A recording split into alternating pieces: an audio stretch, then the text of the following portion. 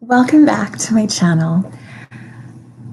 Today we are learning Perpetual Motion by Shinichi Suzuki. What is a perpetual motion? Well, it's something that is perpetually in motion. So as you take a look at this piece, you'll notice that we are constantly in eighth notes. And the eighth notes continue for the entire piece. Okay? So we are constantly in motion of eighth notes. When we get to the variation at the bottom, we are constantly in running 16th notes. Okay, so we are constantly in motion in 16th notes at the bottom of the page in our variation B. We have 4 beats in a measure. We're in common time. And we have some new vocabulary. Sempre staccato. Right there, sempre staccato. Which means always staccato. Okay, so instead of the composer writing little dots over all of the notes in the music, you'll notice the dots have stopped on the other notes in the piece. But since the composer wrote sempre staccato in the beginning, that means that you're going to continue playing staccato notes on all the rest of the eighth notes in your music. Okay. I'm going to, perpetual motion, we've been talking about structure, how the music is put together. Perpetual motion is composed in 4 parts.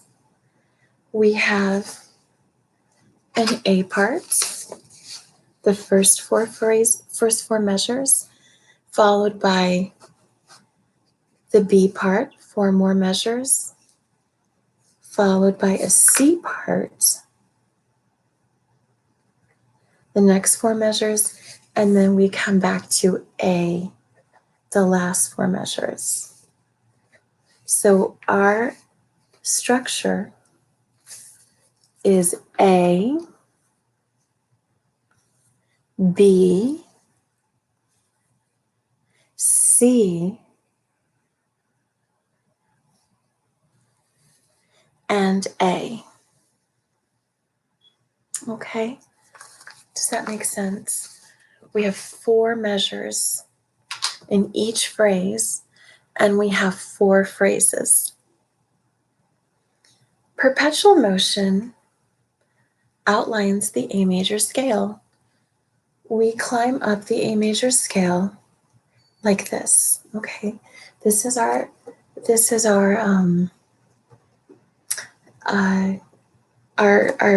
kind of our bones, the skeleton of how perpetual motion is put together. We climb up the A major scale like this. We go A, B, C sharp. Then we go B, C sharp, D. And then we go C sharp, D, E. And then we jump down a third. And then we fill in the thirds. Okay, so we climb up. B, C, D, C, D, D. And then we fill it in.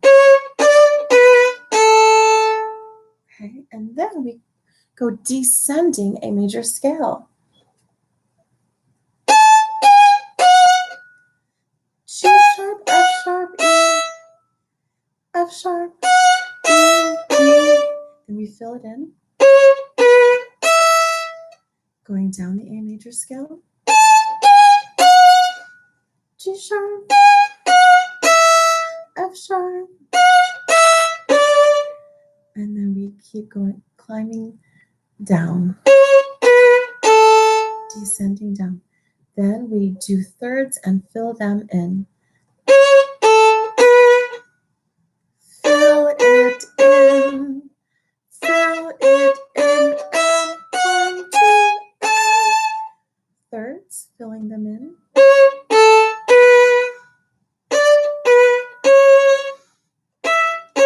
Then we climb all the way up to the A major scale. Back to the A part.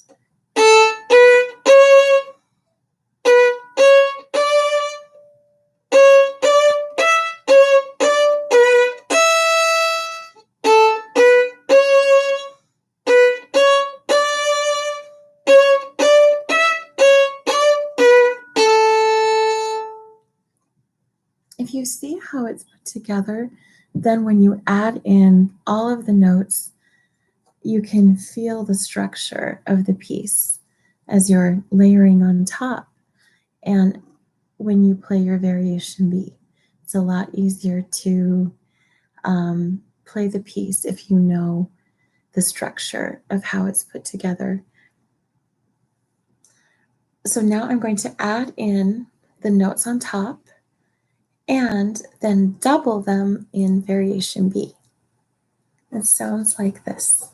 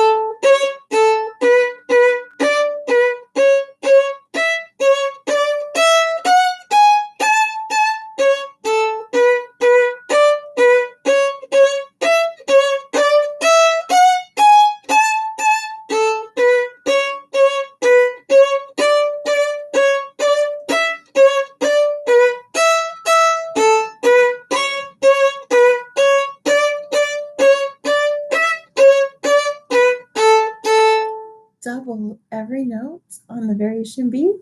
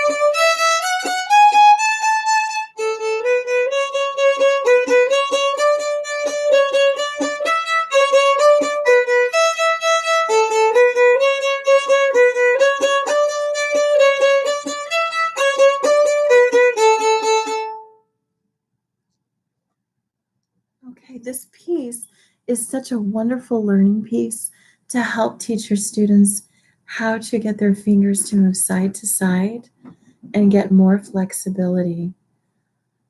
You can tell them that your fingers are like little springs and that you want them bouncing up and down, side to side.